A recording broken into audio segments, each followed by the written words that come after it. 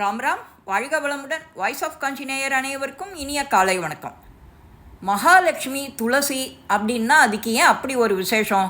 மகாலட்சுமி பெருமாளோட மார்பில் எப்போதும் இருக்கா, அது துளசியோட வாசனையோடு இருக்கா.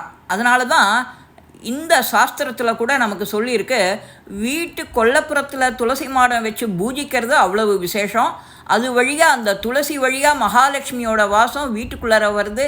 அந்த மாதிரி வாசம் இருந்தால் துர்தேவதைகள் அண்டமாட்டா, அந்த வீட்டில் சுபிட்சமும் சகல ஐஸ்வர்யங்களும் வரும்.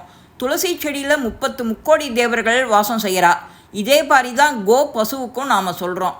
துளசியை, இத்தனை பெருமை வாய்ந்த துளசியை நாம் புதன்கிழமை சனிக்கிழமை இத்தனை பெருமாளுக்கு சாத்தினா அவ்வளவு விசேஷம். துளசி தீர்த்தம் பருகிறது ரொம்ப பெரிய புண்ணியத்தை கொடுக்கும்.